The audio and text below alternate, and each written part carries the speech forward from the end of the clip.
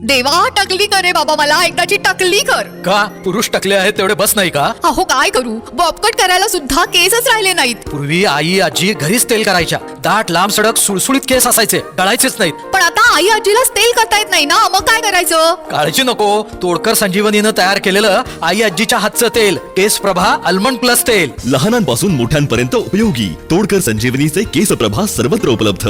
ना याचं ना त्याचं आमचं. मॅडम, आज जनता दरबार घेतलाय. अधिकाऱ्यांच्या नावानिशी आरोप देत नागरिक थेट आरोप करतायत. समोर तुमचे अधिकारी आहेत, आपण महापौर म्हणून यावर काय कारवाई करणार आहात का? याकडे गांभीर्याने बघणार आहात का? नमस्कार. आज होणारा जनता दरबार आणि त्या जनता दरबारामध्ये आलेले प्रश्न याच्यावरती तरी नक्कीच कारवाई केली जाईल. थोडंसं यामध्ये काय तथ्य आहे का आणि अधिकाऱ्यांच्या जर काही याच्यामध्ये चुका असतील तर नक्कीच त्याच्यावरती कारवाई सुद्धा होईल.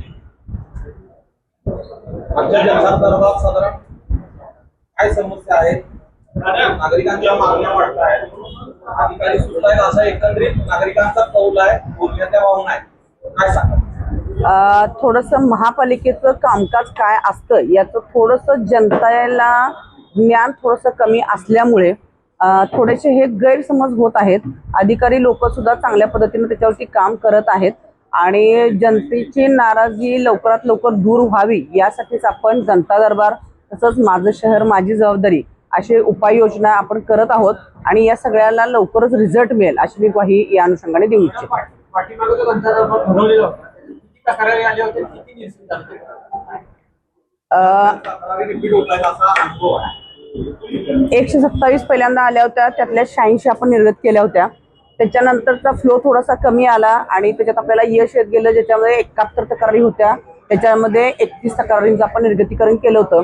ज्या काही तक्रारी राहत आहेत त्या थोड्याशा न्यायप्रविष्ट असल्यामुळे त्याला थोडासा विलंब होत आहे, पण त्या सुद्धा लवकरात लवकर आपण सॉल्व्ह करू. महासभेमध्ये आज एकूण पॅनलवर निवडणुकावर आरोप झालेले आहेत, त्यांना कारवाई करा. आता सुद्धा नागरिक त्यांच्यावर आरोप करतायत. नेमकं तुम्ही काय घेणार का?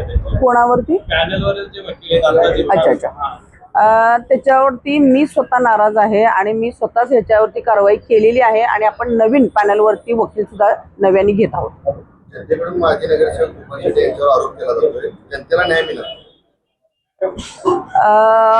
नगरसेवक असू देत, महापौर असू देत, खासदार असू देत, आमदार असू देत, परंतु जर एखादी कारवाई आणि जर समाजातील एखाद्या कुठल्याही घटकावर जर अन्याय होत असेल तर तो चुकीचा आहे आणि त्या अनुषंगाने पद हे न पाहता खरं खोटं काय आहे बघून न्याय काय देतो कोर्ट वगैरे ते पाहून सर्वसामान्य जनतेला नक्की आणि नक्कीच न्याय मिळेल.